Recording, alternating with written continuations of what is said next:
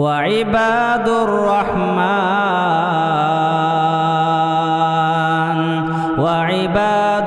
रहमानिल्लज़ीना यमशूना अलल अर्ज़ि हौना वइज़ा ख़ातबहुमुल जाहिलूना क़ालू सलामा।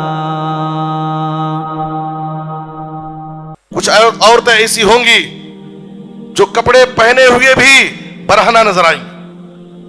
उनके कपड़े ऐसे पतले और बारीक होंगे कि कपड़ों के दरीचों से बदन झांक रहे, और इतने टाइट और तंग होंगे कि जिस्म के नशीबो फराज जाहिर होंगे। नबी सल्लल्लाहु अलैहि वसल्लम ने कहा कि ऐसी औरतें जो बरहनगी और उरियानियत का मुजाहिरा करेंगी, ऐसी औरतें कल क़यामत के दिन जन्नत में जाना तो बहुत दूर की बात है, जन्नत की खुशबू भी नहीं पाएंगी।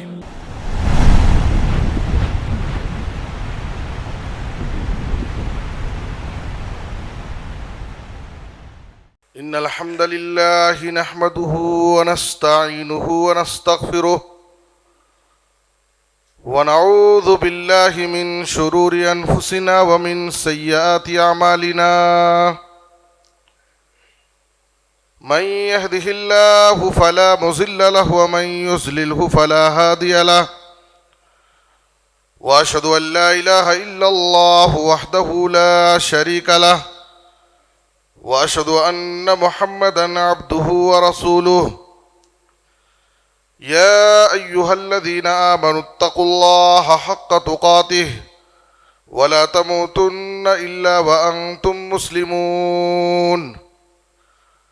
या अय्युहन्नासु इत्तक़ू रब्बकुमुल्लज़ी ख़लक़कुम मिन नफ़्सिन वाहिदह व ख़लक़ मिनहा ज़ौजहा व बस्स मिनहुमा रिजालन कसीरन व निसाअ वत्तक़ुल्लाहल्लज़ी तसाअलून बिही वल अर्हाम इन्नल्लाहा काना अलैकुम रक़ीबा। या अय्युहल्लज़ीना आमनुत्तक़ुल्लाहा व क़ूलू क़ौलन सदीदा युस्लिह लकुम अअमालकुम व यग़फ़िर लकुम ज़ुनूबकुम व मन युतिइल्लाह व रसूलहु फ़क़द फ़ाज़ फ़ौज़न अज़ीमा। अम्मा बाद फ़इन्न ख़ैरल हदीथि किताबुल्लाह व अहसनल हदी हदी मुहम्मदिन सल्लल्लाहु अलैहि वसल्लम व शर्रल उमूरि मुहदसातुहा व कुल्लु मुहदसतिन बिदअह व कुल्लु बिदअतिन ज़लालह व कुल्लु ज़लालतिन फ़िन्नार।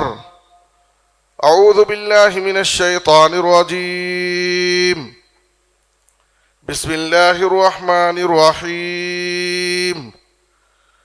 लिल्लाहि मुल्कुस समावाति वल अर्ज़ यख़्लुक़ु मा यशा यहबु लिमन यशाउ इनासा व यहबु लिमन यशाउ ज़ुकूर औ युज़व्विजुहुम ज़ुक्रानन व इनासा व यजअलु मन यशाउ अक़ीमा इन्नहु अलीमुन क़दीर। सुब्हानक ला इल्म लना इल्ला मा अल्लमतना इन्नका अंतल अलीमुल हकीम। रब्बि इश्रह ली सदरी व यस्सिर ली अमरी वहलुल उक़दतम मिन लिसानी यफ़क़हू क़ौली। रब्बि ज़िदनी इल्मा। हर किस्म की हम्दो सना, तारीफ़ व सताइश, बड़ाई और बुजुर्गी, अज़मत व किबरियाई सिर्फ अल्लाह रब्बुल आलमीन के लिए लायक और ज़ेबा है। दरूद व सलाम हो हम सब के आखिरी नबी जनाब मुहम्मदुर रसूलुल्लाह सल्लल्लाहु अलैहि वसल्लम पर। मोहतरम हज़रात, सूरत शुरा की 2 आयतें मैंने आप हज़रात के सामने तिलावत की है। इन 2 आयतों में अल्लाह रब्बुल आलमीन ने इंसानी तख्लीक की 4 किस्मों का तज़किरा किया है। अल्लाह ने फरमाया, आसमान और ज़मीन की बादशाहत सिर्फ अल्लाह ही के लिए है। वो जो चाहता है पैदा करता है, जिसे चाहता है सिर्फ बेटियां अता करता है, और जिसे चाहता है सिर्फ बेटे अता करता है, और जिसे चाहता है बेटा और बेटी दोनों अता फरमाता है, और जिसे चाहता है दोनों से महरूम कर देता है। यह अल्लाह की कुदरत है। अल्लाह ताला अपनी हिकमत से जिसे चाहता है जो नवाजता है। इमाम बग़वी रहमतुल्लाह अलैह ने अपनी तफसीर में इस आयत की आम तफसीर बयान करने के बाद कहा कि हादा फिल अंबिया, यह आयत अंबिया के बारे में नाजिल हुई। इस आयत के मिस्दाक अंबिया अलैहिस्सलाम थे, इसलिए कि अंबिया में बाज अंबिया ऐसे हैं जिनको अल्लाह ताला ने इन मराहिल से गुजारा है। अल्लाह ताला जिसे चाहता है सिर्फ बेटियां अता करता है। तो लूत अलैहिस्सलाम के पास सिर्फ बेटियां थीं। अल्लाह जिसे चाहता है सिर्फ बेटे अता करता है। इब्राहिम अलैहिस्सलाम को अल्लाह ने सिर्फ बेटे अता किया था, बेटियों से महरूम रखा था। जिसे चाहता है अल्लाह ताला बेटे और बेटियां दोनों देता है। हमारे नबी सल्लल्लाहु अलैहि वसल्लम को अल्लाह ताला ने दोनों की नेमत से नवाजा था। अल्लाह जिसे चाहता है दोनों से महरूम कर देता है। यही अलैहिस्सलाम और ईसा अलैहिस्सलाम वो पैगंबर हैं जिनको अल्लाह ने औलाद की नेमत से महरूम रखा। ना बेटे अता किया ना बेटी अता किया। इसमें हमारे लिए बहुत बड़ी नसीहत और पैगाम है।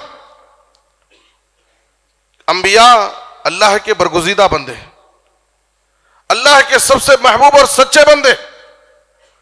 जब अल्लाह ताला अंबिया को किसी को बेटे की नेमत से महरूम कर दिया, किसी को बेटी की नेमत से महरूम कर दिया, किसी को औलाद की नेमत से महरूम कर दिया, तो इससे वो शख्स सबक हासिल करता है जो बेटी की नेमत से महरूम है या बेटे की नेमत से महरूम है या औलाद की नेमत से महरूम है। ये वो आजमाइश है जिससे अल्लाह ने अंबिया को दो चार किया। तो इससे एक आम इंसान को, एक मोमिन को नसीहत हासिल होती है। अल्लामा इब्न क़य्यिम रहमतुल्लाह अलैह इस आयत के बारे में फरमाते हैं कि इस आयत में अल्लाह ताला ने 4 किस्मों का जिक्र किया, लेकिन इब्तिदा आगाज बेटी से किया है। यहबु लिमन यशाउ इनासा, अल्लाह जिसे चाहता है बेटियां अता करता है। कहते हैं कि अल्लाह ताला ने बेटी से आगाज क्यों किया? इसलिए कि जाहिलियत के लोग बेटियों को मुअख्खर करते थे, उनकी पैदाइश को अपने लिए बाइसे नंगो आर समझते थे। इसलिए अल्लाह ताला ने बेटी का जिक्र पहले करके उनकी अहमियत को साबित किया है कि जिनकी तुम तहकीर करते हो, जिनकी पैदाइश को तुम अपने लिए मनहूस समझते हो, अल्लाह के नजदीक उनका मकाम बहुत है। इसीलिए अल्लाह ताला ने बेटी का जिक्र पहले नंबर पर रखा। मोहतरम हज़रात, आज मुझे खुतबे जुमा में मुस्लिम बहन बेटियों को बचाओ इस उन्वान पर कुछ गुजारिश करनी है।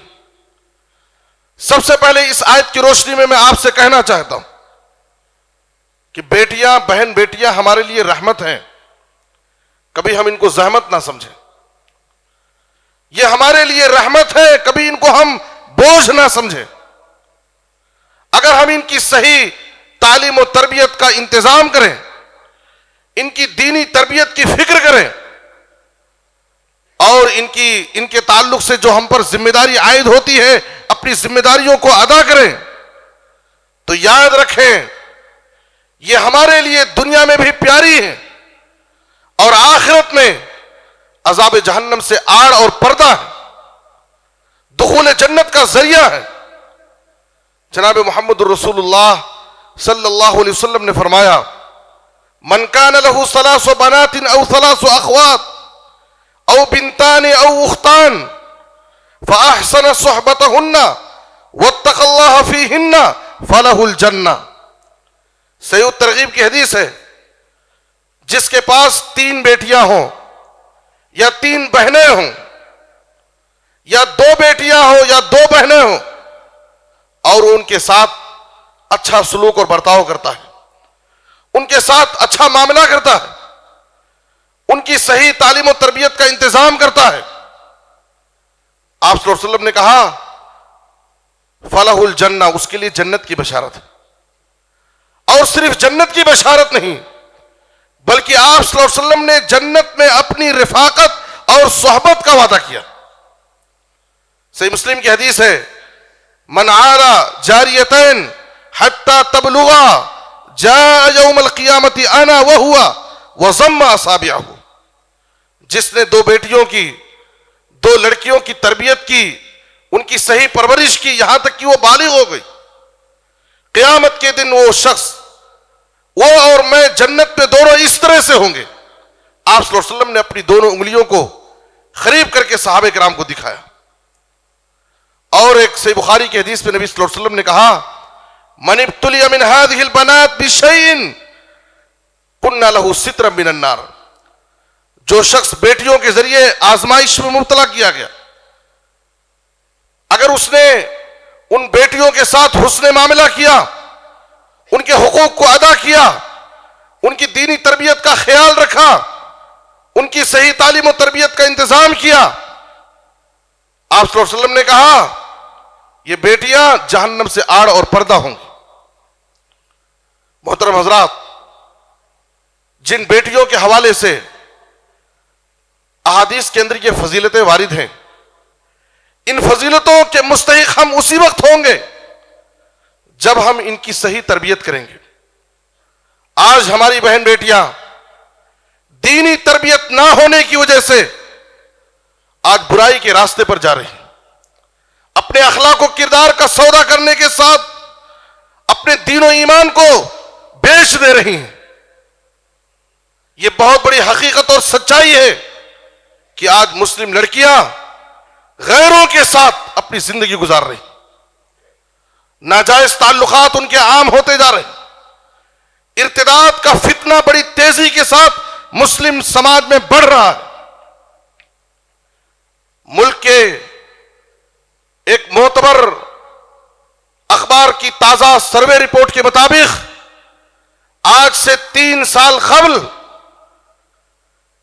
मुर्तद होने वाली लड़कियों के जो वाकयात सामने आए, 40,000 मुस्लिम लड़कियां मुर्तद होकर के गैरों के साथ जिंदगी गुजार रही।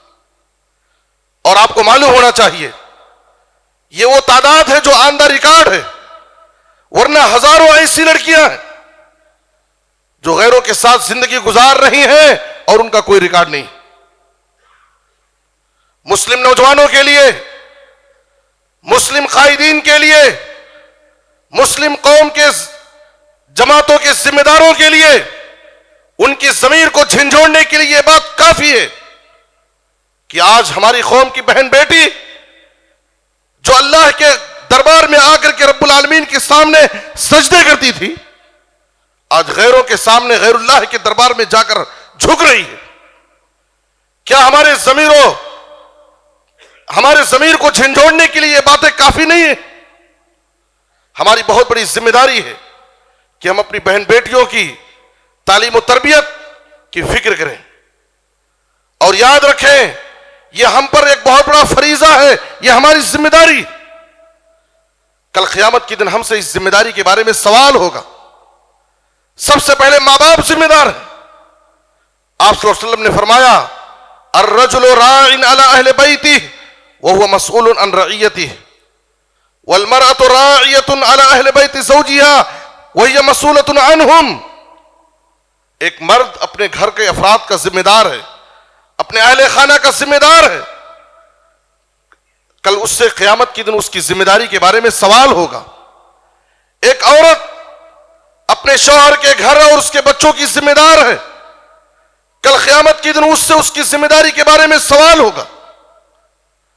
ऐ लोगों सुनो, तुम में से हर शख्स जिम्मेदार है और उससे क़यामत के दिन उसकी जिम्मेदारी के बारे में सवाल होगा। मां बाप की यह बहुत बड़ी जिम्मेदारी है। आज मां बाप अपने बच्चों की तरबियत से गाफिल है।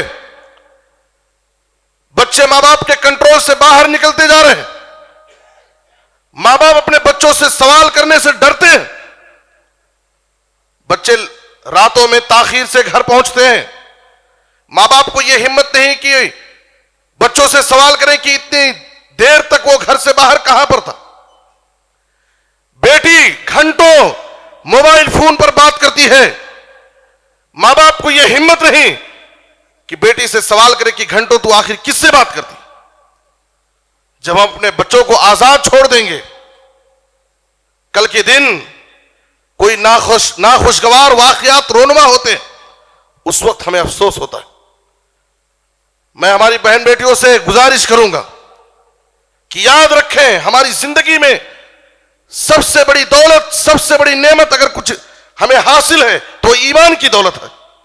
हमें इस दौलत की हिफाजत करना है, ईमान की नेमत की कदर करना है। आज ईमान की कदर उन्हें मालूम नहीं, जिसकी वजह से बड़ी आसानी से अपने ईमान को बेच देती। सच कहा था जनाब मोहम्मद रसूलुल्लाह सल्लल्लाहु अलैहि वसल्लम ने, बादिरू बिल आमाल फितनन का क़िताइल लैलिल मुस्लिम युस्बिहु अर्रजुलु मुमिनन व युमसी काफिरा औ युमसी मुमिनन व युस्बिहु काफिरा यबीउ दीनहु बिअर्ज़िम मिनद दुनिया। ऐ लोगों, उन फितनों के रोनमा होने से पहले, जो फितने अंधेरी रात के टुकड़ों की तरह वहशतनाक होंगे, उन फितनों के आने से पहले नेक आमाल करने में जल्दी कर लो। फितने इस कदर रोनमा होंगे कि आदमी सुबह तक मोमिन रहेगा और शाम तक उसका ईमान पर बाकी रहना कोई गारंटी नहीं। शाम होते होते काफिर हो जाएगा। शाम में मोमिन रहेगा, सुबह होने तक ईमान पर बाकी रहना गारंटी नहीं, सुबह होने तक काफिर हो जाएगा। इस तरह से फितने रोनमा होंगे। यबीउ दीनहु बिअर्ज़िम मिनद दुनिया, दुनिया परस्ती, ये मादियत परस्ती का इन लोगों के ऊपर इतना गलबा होगा कि दुनिया के मामूली फायदे के लिए आदमी अपना दीन और ईमान बेच देगा। और इस दौर को हम अपनी नजरों से देख रहे हैं। आज इस दौर को हम अपनी नजरों से देख रहे हैं। एक फितना खत्म नहीं होता है, दूसरा फितना जन्म लेता है। दुनिया के मामूली फायदे के लिए हम अपना अखलाक और किरदार, अपना दीन और ईमान सब कुछ बेच देते। हमारे पास दीन और ईमान की कदर नहीं। याद रखो, हमारा सब कुछ लुट जाए, लेकिन अगर हमारा दीमान महफूज है, हमारा ईमान महफूज है, तो समझिए सब कुछ महफूज है। अगर हमने अपने ईमान को लुटा दिया, अपने ईमान को बेच दिया, तो समझिए कि हमारे पास कुछ भी नहीं। सहाबे किराम वो थे जिन्होंने अपना सब कुछ लुटा दिया लेकिन अपने ईमान को बचा लिया। कुरान ने उनकी शान में आयत नाजिल की कि तुमने सब कुछ बचा लिया है, सब कुछ गंवा करके भी तुमने सब कुछ बचा लिया है, इसलिए कि तुमने अपने ईमान की हिफाजत कर ली। वमिनन नासि मन यशरी नफ्सहु इब्तिगा मरज़ातिल्लाह, अल्लाह वालों में कुछ ऐसे भी बंदे हैं जो अल्लाह की रजा हासिल करने के लिए, अल्लाह को खुश करने के लिए अपनी जान का नजराना पेश कर देते, अपनी जानों को अल्लाह की राह में कुर्बान कर देते, अपनी जानों को बेच देते। इस आयत की तफसीर में मुफस्सिरीन ने लिखा है, सुहैब रूमी रज़ी अल्लाह तआला अन्हु जब सफर हिजरत करने लगे, कुफार मक्का ने उनको रोक लिया और कहा कि सुहैब, तुमने मक्के में जो कुछ कमाया है, प्रॉपर्टी बनाई है, मालो दौलत जमाया है, वो कुछ मक्के में तुमने जो कुछ कमाया है, हम मक्के से कमाया हुआ माल तुम्हें तुम्हारे साथ नहीं ले जाने देंगे। सुहैब रूमी रज़ी अल्लाह तआला अन्हु ने देखा कि ये लोग मेरे माल की हिर्स में लगे हैं, सारा माल उठा करके उनकी खदमों में डाल दिया, तने तनहा अपने ईमान के साथ मदीना हाजिर होते, नबी की खिदमत में पहुंचे, वाकया जिक्र किया। नबी सल्लल्लाहु अलैहि वसल्लम ने कहा, रबिहा सुहैब, रबिहा सुहैब, सुहैब तुमने बड़ा नफा बख्श सौदा किया, सुहैब तुमने बड़ा नफा बख्श सौदा किया, सब कुछ तुमने लुटा दिया है, लेकिन अपना ईमान बचा लिया। यह सबसे नफा बख्श सौदा है, सबसे फायदे वाली तिजारत है। आज हमारे पास ईमान की वो कदर होनी चाहिए। हमारी बहन बेटियों के लिए उम्मे सुलैम रजी अल्लाह तआला अन्हा का वाकया बहुत ही इबरतनाक। जब अबू तलहा ने उनको शादी का पैगाम पेश किया, शादी का पैगाम अबू तलहा ने पेश किया। अबू तलहा काफिर थे। इस पैगाम को रश्क भरी नजरों से उम्मे सुलैम ने देखा, कैसे नौजवान का पैगाम है। कहा, वल्लाहि मा मिस्लुका या अबा तलहा युरद वलाकिन्नका रजुलुन काफिर व अना इम्राअतुन मुस्लिमा। ऐ अबू तलहा, तुझ जैसे नौजवान के शादी के पैगाम को कोई ठुकरा नहीं सकता। तू ऐसा नौजवान है कि तेरे रिश्ते को कोई रद्द नहीं कर सकता है, लेकिन मैं तेरे रिश्ते को ठुकरा रही हूं इसलिए कि इन्नका रजुलुन काफिर, तू एक काफिर आदमी है। व अना इम्राअतुन मुस्लिमा, और मैं एक मुसलमान लड़की हूं। मेरा दीन, मेरा इस्लाम मुझे इस बात की इजाजत नहीं देता कि मैं तुझ जैसे काफिर लड़के से शादी करूं। वला यहिल्लु ली अन अतज़व्वजक, मेरे लिए हलाल नहीं कि मैं तुझसे शादी करूं। लेकिन उम्मे सुलैम ने यहीं पर इक्तफा नहीं किया, बल्कि आगे बढ़कर के अबू तलहा को इस्लाम की दावत दी और कहा, वइन तुस्लिम फजा का महरी वला असअलुका गैरा, मैं तुझे इस्लाम की दावत पेश करती हूं। अगर तू इस्लाम कबूल कर ले, तेरा कबूल इस्लाम मेरे लिए महर। वमा असअलुका गैरा, मैं तुझसे इसके अलावा कोई दूसरी चीज महर में नहीं मांगती। फअस्लमा, देखिए एक मुस्लिम बहन बेटी का किरदार यह होना चाहिए, खुद अपने दीनों ईमान का सौदा करने के बजाय आगे बढ़कर के सामने वाले को इस्लाम और दीन की तरफ दावत दे। इसलिए कि उम्मे सुलैम ने दर्द भरी नसीहत की हुई और इस नसीहत का असर अबू तलहा पर हो गया। दिल से जो बात निकलती है असर रखती है, पर नहीं ताकत परवाज मगर रखती। फअस्लमा, अबू तलहा इस्लाम कबूल कर लेते। फकान ज़ालिका महरहा, और उनका कबूल इस्लाम उम्मे सुलैम के लिए महर हो गई। सहाबा कहते थे, रावी साबित कहते हैं, हमने किसी औरत के बारे में इससे ज्यादा मुअज़्ज़ज़ और मोहतरम महर नहीं सुना कि जिस औरत का महर कबूल इस्लाम हो, जिसने अपने शौहर को मुसलमान बना करके उसके कबूल इस्लाम को अपने लिए महर के तौर पर लिया हो। इससे मुअज़्ज़ज़ और मोहतरम महर हमने कोई नहीं देखा, किसी औरत का नहीं देखा। हमारे लिए उम्मे सुलैम रज़ी अल्लाह तआला अन्हा का यह वाक़या हमारी बहन बेटियों के लिए नसीहत। दरअसल आज यह हमारी ईमान की कमजोरी है। हमारे दिलों में अगर पुख्ता ईमान, हकीकी ईमान, सच्चा ईमान रासिख हो जाए, जम जाए, तो हम कभी अपने ईमान का सौदा नहीं करेंगे। बादशाह रोम हिरकल ने अबू सुफियान से, जो भी इस्लाम नहीं कबूल किए थे, एक लंबा इंटरव्यू लिया था। कई सवालात उसने पेश अबू सुफियान से किए थे।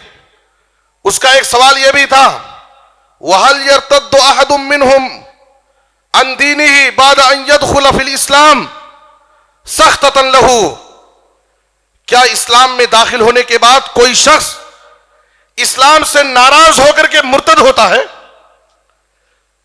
यह बादशाह रोम हिरकल का सवाल था।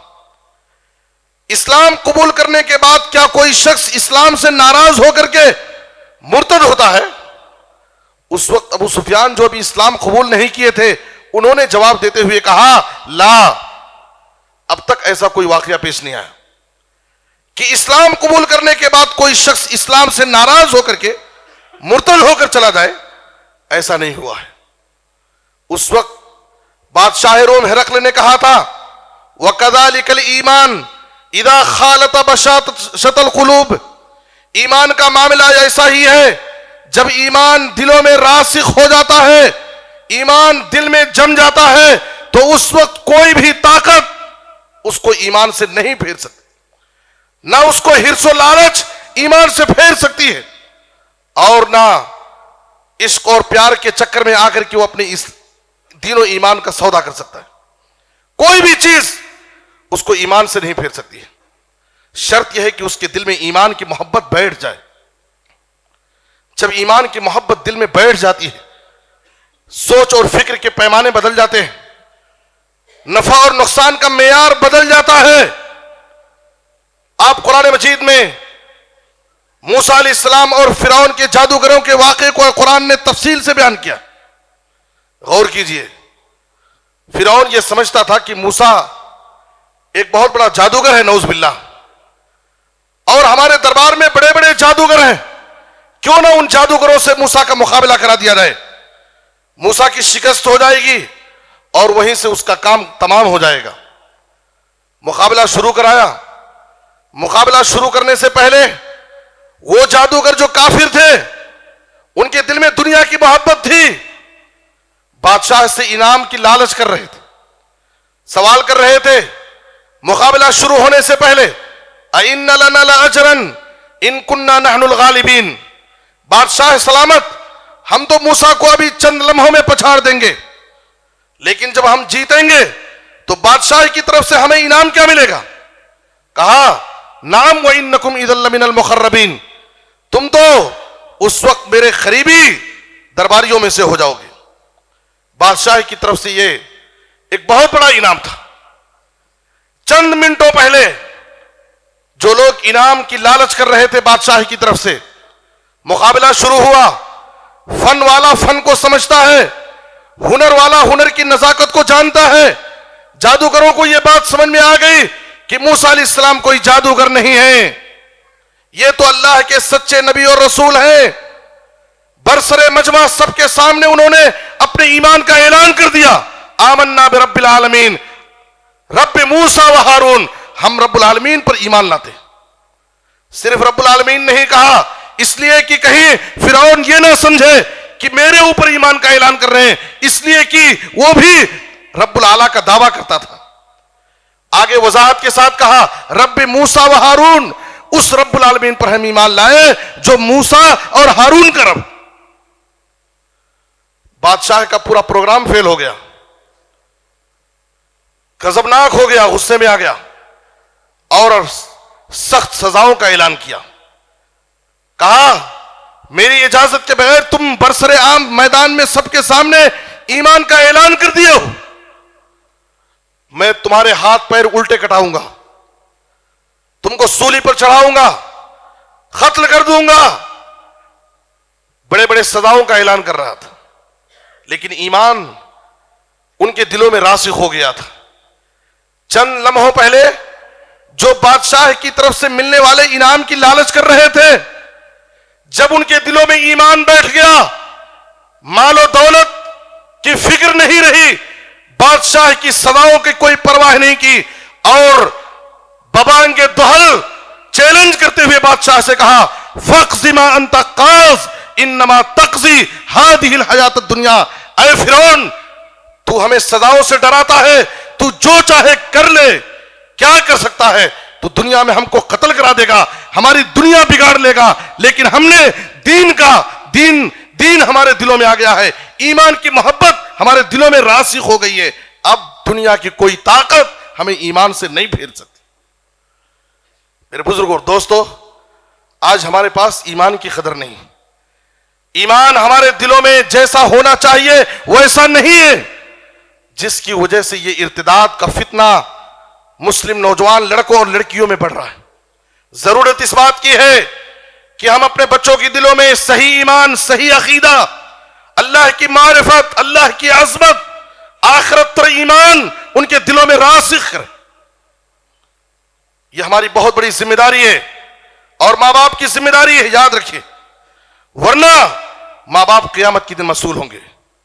यह सबसे पहली चीज है, हमें अपनी बहन बेटियों को मुर्तद होने से बचाना है, उनको उनके ईमान की हिफाजत करना, उनको उनके ईमान पर बाकी रखना, यह हमारी जिम्मेदारी है। और इसी तरीके से हमारी बहन बेटियों को खुदकुशी से बचाना है। आज आप देखिए अखबार की सुर्खियों में, सोशल मीडिया पर आए दिन इस किस्म के वाकयात हमको खबर पढ़ने में मिलते हैं।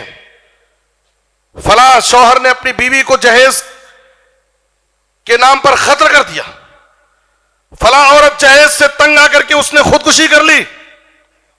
शादी ब्याह के मसाइल, रसूम और रवाज से तंग आकर के आज बहन बेटियों की खुदकुशी के वाकयात तेजी के साथ बढ़ रहे हैं। हमें हमारे जमीर को झंझोड़ने के लिए ये वाकयात काफी हैं कि एक बहन बेटी सिर्फ इस वजह से खुदकुशी करे कि उसके मां बाप के पास जोड़ा खरीदने के लिए लड़का एक लड़के से शादी करने के लिए ताकत नहीं।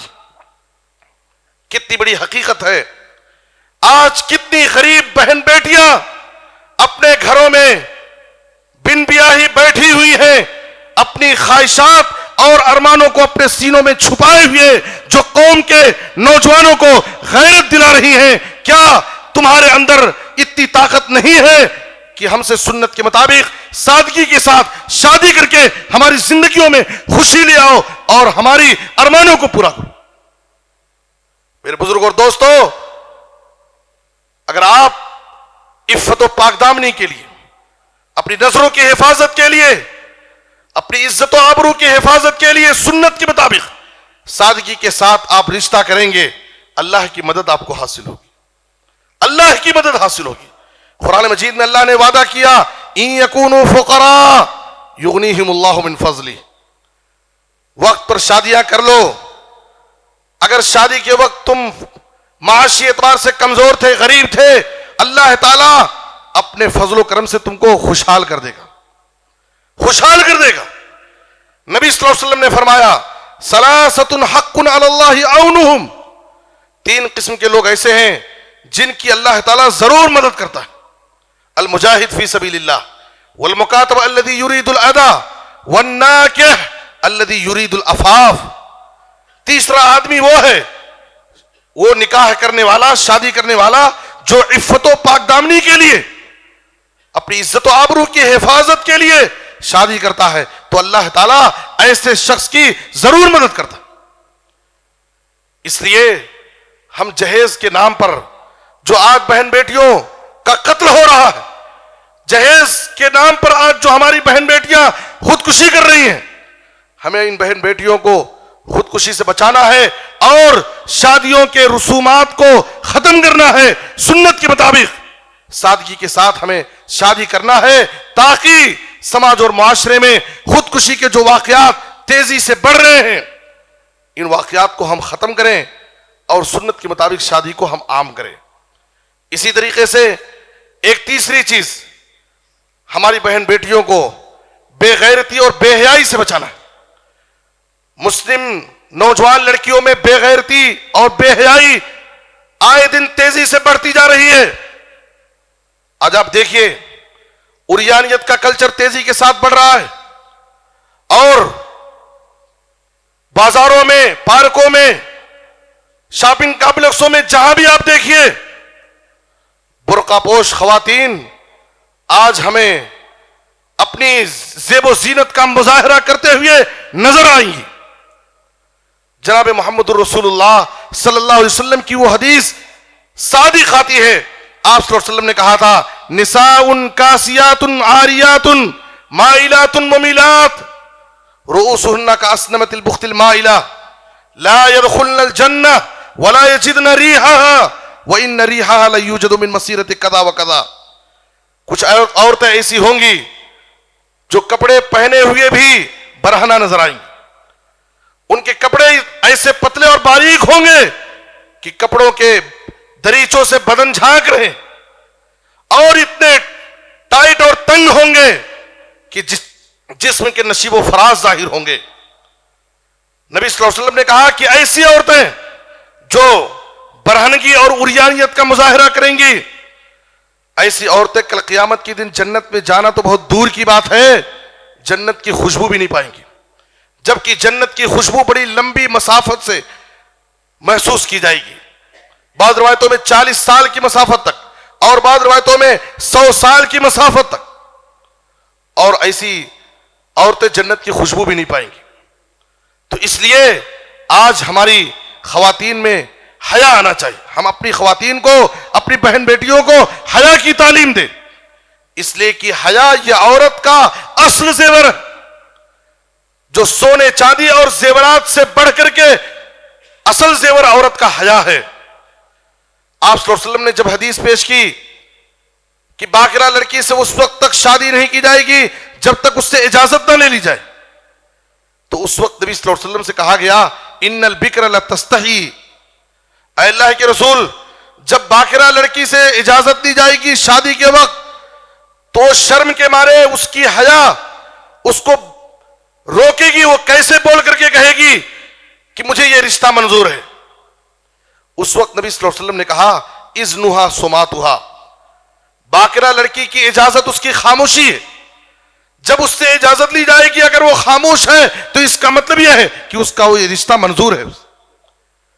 आप गौर कीजिए, एक वक्त था कि हमारी खवातीन के हया का ये आलम कि जुबान से बोल करके उनको अपने रिश्ते की मंजूरी का इजहार करने में शर्म आ रही, और आज उस वक्त से हम गुजर रहे हैं जब एक लड़की अपने मां बाप से बजिद होती है कि मैं शादी करूंगी तो फला से ही शादी करूंगी। आपको हमारे रिश्ते के बारे में फिक्र करने की जरूरत नहीं है, हमने अपना रिश्ता सेट कर लिया। एक वो लड़कियां थी कि उनको अपने रिश्ते की मंजूरी जुबान से देने में शर्म आती थी, तो शरीयत ने उनके बारे में कहा कि उनकी खामोशी उनकी रजामंदी। वो खवातीनें, वो असलाफ की वो खवातीन गुजरी हैं जो बेहोशी के आलम में भी उनको अपने पर्दे की फिक्र होती थी, ऐसी हवया वाली होती। अता बिन नबी रिवाह ने कहा, अला उरी का इमरातम मिन अहलिल जन्नह, ऐ अता, क्या मैं तुम्हें एक जन्नती औरत ना दिखाऊं? तो कहा कि हां जरूर दिखाओ। तो कहा, हादिहिल मरआ सौदा, ये देखो ये काली कलूटी औरत, ये नबी सल्लल्लाहु अलैहि वसल्लम की खिदमत में एक बार आती है, आपकी खिदमत में आकर के अपनी बीमारी का शिकवा करती है, अल्लाह के रसूल इन्नी उसरा व इन्नी अतकशफ, मुझे मिर्गी का दौर पड़ता है, बेहोशी के आलम में मैं बरहना हो जाती हूं, मेरे जिस्म से पर्दे हट जाते हैं, अल्लाह के रसूल आप मेरे लिए दुआ कर दीजिए कि मेरी बीमारी खत्म हो जाए। नबी सल्लल्लाहु अलैहि वसल्लम ने कहा, इन शीते सबरते वलके अल जन्नह व इन शीते दाऊतुल्लाह अन युआफीक, अगर तू चाहे तो मैं तेरे लिए दुआ कर दूं, अल्लाह ताला तुझे इस बीमारी से आफियत दे देगा, और अगर चाहे तो ये बीमारी तेरी बाकी रहे और इस पर तू सब्र करे और आखिरत में तुझे जन्नत मिल जाए। उसने सोचा इससे बेहतरीन सौदा क्या होगा, अगर इस बीमारी में सब्र करने पर मुझे जन्नत मिल रही है तो अल्लाह के रसूल ये बीमारी रहे मैं सब्र करूंगी और अल्लाह से जन्नत की उम्मीद रखती हूं। लेकिन उसने आगे बढ़कर के सवाल किया, कहा अल्लाह के रसूल, जब इस बीमारी का मेरे ऊपर अटैक होता है, बेहोशी की हालत में मैं होती हूं, मेरे जिस्म से पर्दे हट जाते हैं, मेरे जिस्म से कपड़े हट जाते हैं, आप अल्लाह से दुआ कर दीजिए। तो आप सल्लल्लाहु अलैहि वसल्लम ने उस खातून के लिए दुआ किया। सुभान अल्लाह, कैसी हया वाली खातून, बेहोशी के आलम में भी उसे अपने पर्दे की फिक्र लगी हुई। हजरत आयशा रज़ियल्लाहु तआला अन्हा कहती है, मैं उस घर में बड़ी आसानी से जाती थी आती थी जिस घर में नबी सल्लल्लाहु अलैहि वसल्लम को दफन किया गया, और मेरे वालिद आपके बाजू में दफन किए गए। कभी वक्त जरूरत में अपने कपड़े को उतार देती थी उस कमरे में। मैं ये सोचती कि इस घर में कोई तीसरा आदमी नहीं है, इन्नमा हुआ ज़ौजी व अबी, एक तो मेरे शौहर है नबी सल्लल्लाहु अलैहि वसल्लम और दूसरे मेरे वालिद अबू बकर सिद्दीक रज़ियल्लाहु अन्हु। लेकिन कहते हैं जब उस हुजरे में अबू बकर सिद्दीक रज़ियल्लाहु अन्हु के बाजू हजरत उमर रज़ियल्लाहु अन्हु को दफन किया गया, उसके बाद जब मुझे उस कमरे में दाखिल होना पड़ता तो मैं अपने पूरे कपड़े को, पूरी चादर को जिस्म से खूब अच्छी तरह से लपेट करके जाती थी।